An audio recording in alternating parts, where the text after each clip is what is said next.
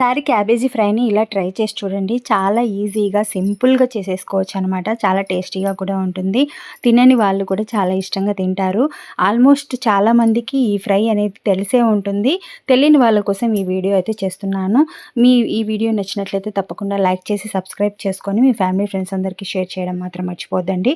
నేనైతే క్యాబేజీని ముక్కలుగా కట్ చేసేసుకొని, క్లీన్ చేసుకున్న తర్వాత ఒక దబరలోకి కొంచెం నీళ్లు వేసేసి, క్యాబేజీ, ఉప్పు, పసుపు వేసేసి ఉడికించుకొని నీళ్ళంతా వంపేసేసి పక్కన పెట్టుకున్నాను. తర్వాత ఇందులోకి మసాలా పొడి, పప్పులు, కొబ్బెర, ధనియాల పొడి, కారం పొడి, తెల్లగడ్డ, ఉప్పు వేసేసి గ్రైండ్ చేసుకొని పక్కన పెట్టుకున్న తర్వాత స్టవ్ మీద బాండి పెట్టేసేసుకొని ఆయిల్ వేసేసి ఆవాలు, ఒట్టిమిరపకాయలు, కరివేపాకు వేసేసి ఫ్రై చేసుకున్న తర్వాత ముందుగా ఉడికించుకున్న క్యాబేజీని కూడా వేసేసి నీళ్ళంతా ఎమిరిపోయేంత వరకు ఫ్రై చేసుకొని ముందుగా పొడి చేసి పెట్టుకున్న మసాలాను కూడా వేసేసుకొని తగినంత కలుపుకొని అన్నం లేక్ కానీ, రసం లేక్ కానీ, పప్పు లేక్ కానీ సైడ్ డిష్‌గా చాలా బావుంటుంది.